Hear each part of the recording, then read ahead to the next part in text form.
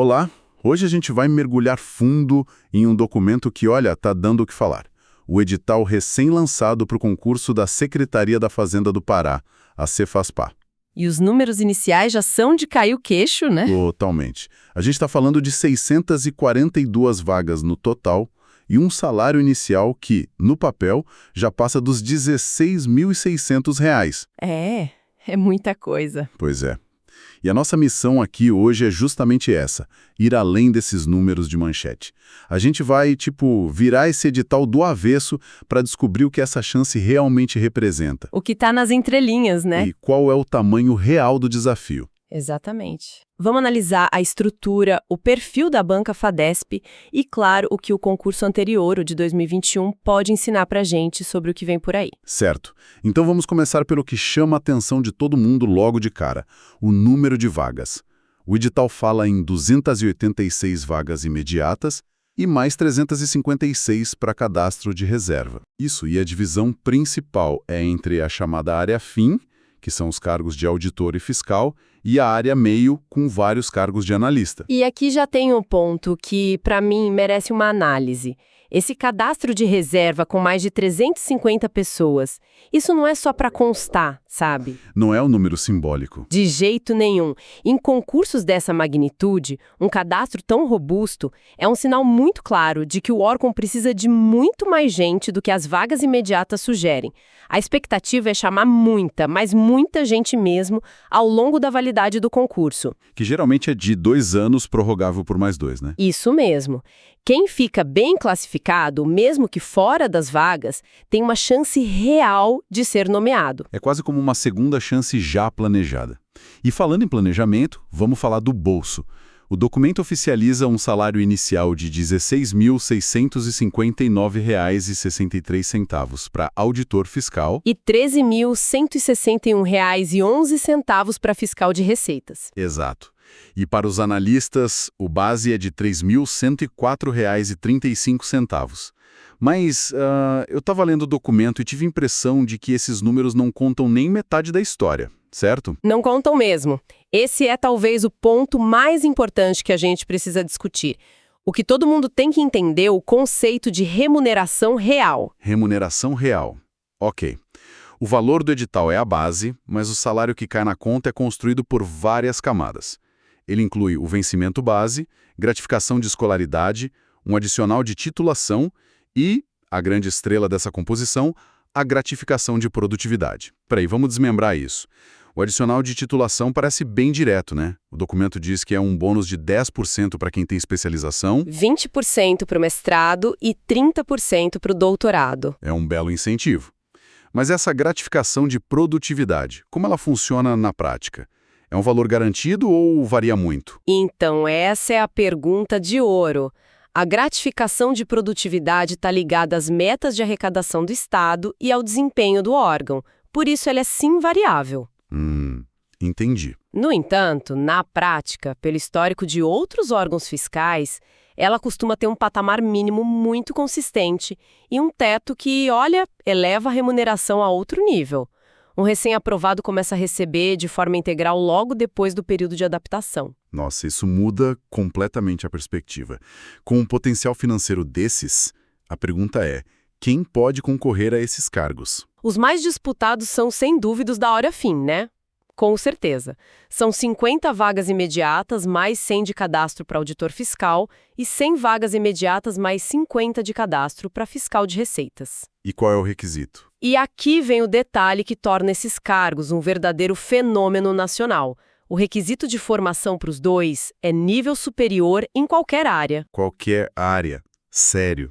Qualquer área, não importa se a pessoa é formada em engenharia, direito, odontologia, letras, com qualquer diploma de graduação reconhecido pelo MEC, ela pode concorrer. Nossa, isso é surpreendente.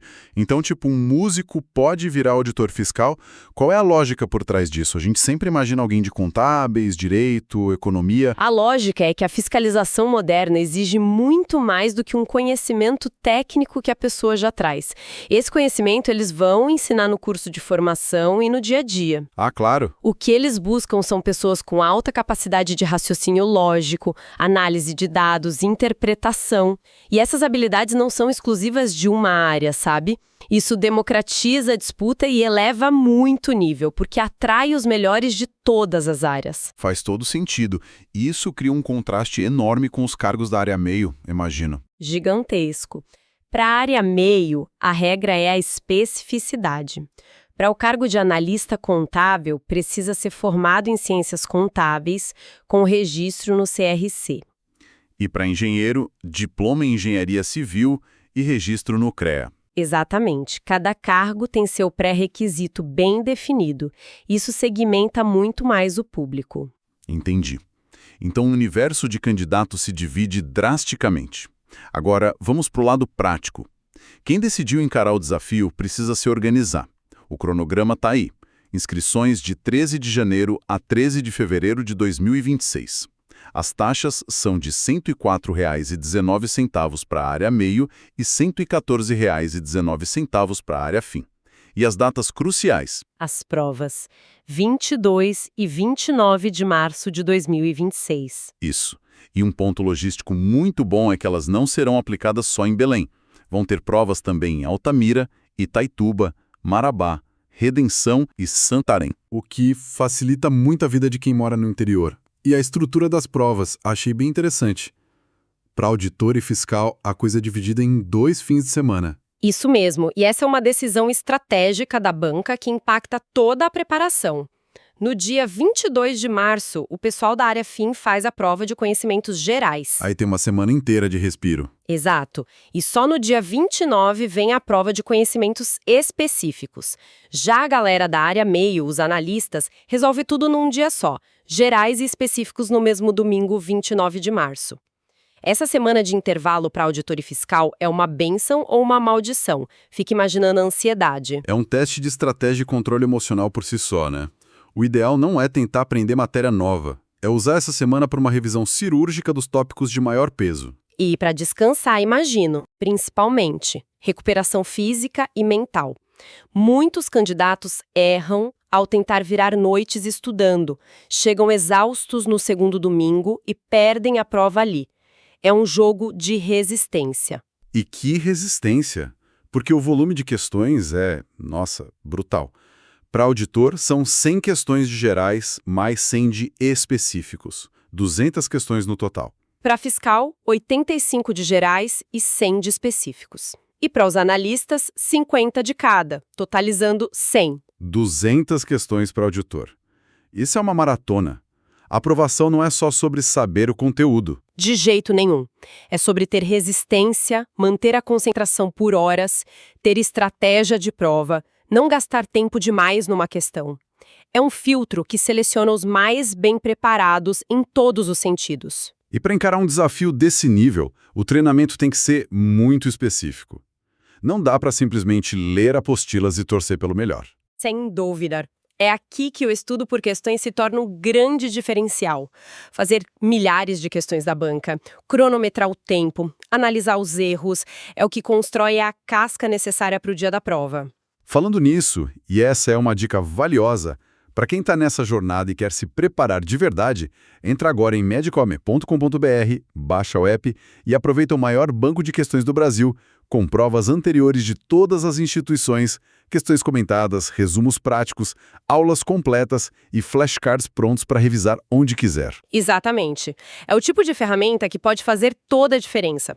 E a necessidade desse tipo de preparação de elite fica cristalina quando a gente olha os dados do último concurso, de 2021. Aquele certame foi o termômetro perfeito, né? O termômetro perfeito do que esperar agora. E que termômetro! Eu peguei os números aqui e eles são assustadores. Em 2021, para auditor fiscal, foram mais de 17.700 inscritos, quase 466 candidatos por vaga. É muita gente. Mas para fiscal de receitas, o número foi ainda mais absurdo. Mais de 10 mil inscritos, o que deu uma concorrência de mais de 1.000 candidatos por vaga. É uma competição de altíssimo nível. E isso se reflete direto na nota de corte, que é o que importa.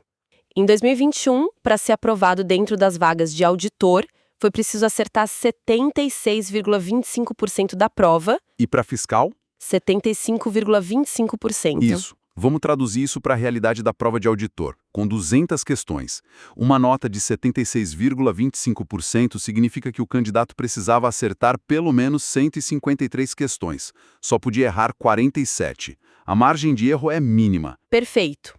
A estratégia de prova é tudo. E agora, vamos conectar isso com o que a gente falou no início sobre a remuneração, porque é o que justifica essa competição toda. Sim, eu guardei essa parte porque é inacreditável. O documento que a gente analisou traz exemplos reais de contra-cheques de servidores aprovados no último concurso. E os números são de outro planeta. Conta aí. Para um fiscal de receitas, o salário líquido depois de todos os descontos está chegando a R$ 29.300.